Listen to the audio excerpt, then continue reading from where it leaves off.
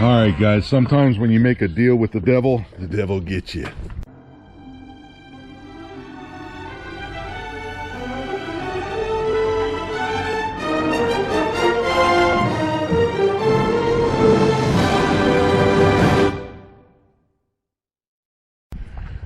So I made a hog trade for an item, and the gentleman asked me if I could take a radio arm saw.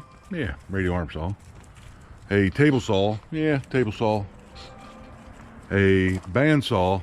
Yeah, a bandsaw. And a joiner. Yeah, a joiner. Down to North Carolina for him in return for the item that I was looking to get off of him. I said, oh yeah, no problem. Well, I thought maybe the joiner would be a typical joiner, and the bandsaw would be a typical bandsaw, and the table saw would be a typical table saw, and the radio arm saw would be a typical radio arm saw. That is not the case. This is all 1930s to 1950s commercial grade stuff, 3-phase and heavy. So yeah, we're all loaded up. I was supposed to take this tomorrow. That did not come true because it's supposed to rain tomorrow. The gentleman called me and said, don't bring it tomorrow, bring it next week. So we're going to let this loaded up till next week. I don't have a choice. I don't have a forklift here or a bobcat that is capable of lifting this off. So yeah, lost my trailer for a week here with this stuff loaded up on it. Let's go inside, see what we got going on in here. You'll notice that the paper organizer that I got for free is gone. Yeah, we made a little profit on that. And the stand that I posted a little video just before this, well, it's done. We need to get some plate steel and some tubing, and we got a little bit of work to do to that, and then we're going to put some cross bracing on there somehow. And this is new to the workshop. So Pop-Up Gringo was driving down the road and seen this aluminum trailer sitting along the road, had a price tag on it. He said, oh, no way, can't be that cheap. So we brought it home and we found out why it was so cheap. There was a piece of 3/4 inch plywood just laying on top of here. When we pulled that off, the floor was obliterated. It was completely rotted. So I did take the plywood out and burn it, but there is a good example of what the floor looked like.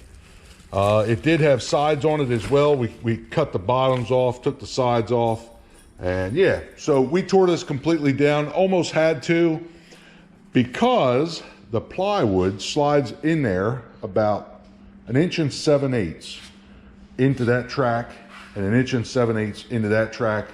Of course, everybody says, well, just put 5/4 board on it and be done. But yeah, it's made for the plywood. We're going to put plywood back on it.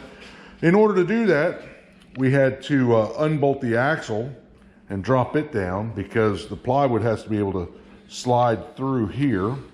So what we're going to have to do is we're going to have to put the plywood on, drill holes, and then also drill holes here and here to mount the fenders back on. And the fenders are over here. Yeah, we got all kinds of stuff. That was a spare tire, no spiders on there. But yeah, there's the bolts for the fenders, and that has to be drilled after we get the plywood on there. So once we get the ply, we'll re-bolt everything and put this thing back together. Probably show you a little video of that. I guess I'll take you out back here. Yeah, these are the sides that were on it. Pretty good looking sides, actually. Dad said about cutting them down. I'm not sure if we're going to cut these down and use them or just go ahead and buy new lumber and make brand new sides to what we want. Yeah, we got blue smoke flying back here to our burning barrel, and basically what that is that's that old rotten plywood inside there that we're getting it burned up. So we're in the process of burning that up. Here we go.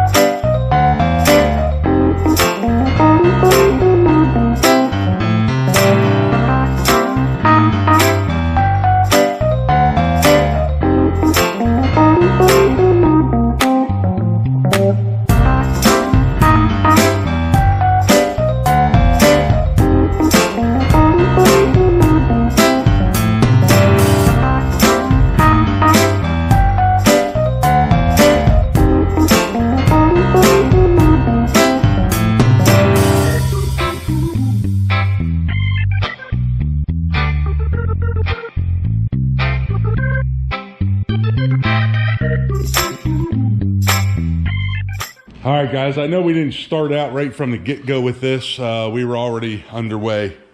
But yeah, we basically had to take the axle and the fenders off in order to put new plywood on, because the plywood sits all the way back in here, and I had to drill holes for the bolts to go through to hold the fenders on as well as the axle. So when we bought this, the guy wouldn't budge at all on the price. And again, I didn't give Dad any advice on, you know, to buy it or not. But he said, yeah, we'll take it. And he tried to Jew the guy down. Like I say, he wouldn't move on it. And then you get it home, only to find out that they had a piece of 3/4 inch plywood laying over top of that. And that was completely gone. Once we got home, we lifted that 3/4 off, and the deck was just totally rotten. Now I just pulled the axle off because I wanted to, you know, get it cleaned up, get it painted up, put some more years on this trailer. And I'm glad that I did. Real nice torsion axle, but yeah, I don't know how many miles this thing has on.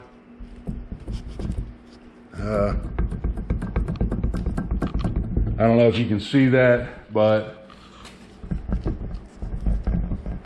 I'm not saying that the bearings are shot, but they definitely need to be repacked and retightened.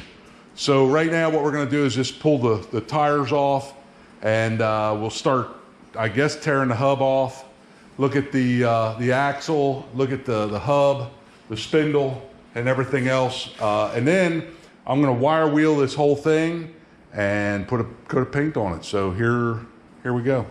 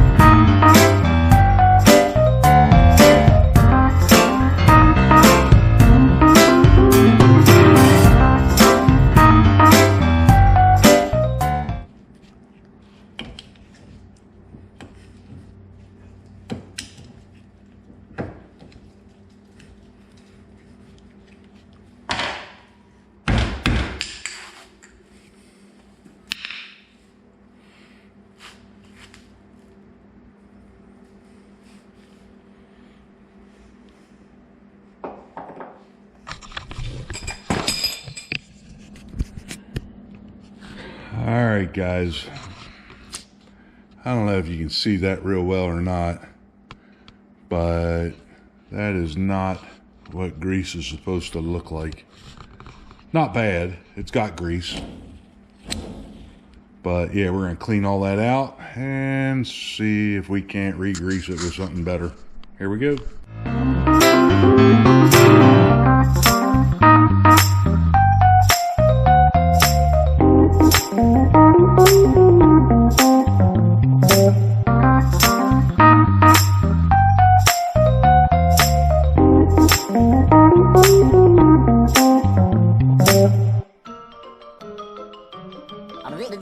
That's all, folks.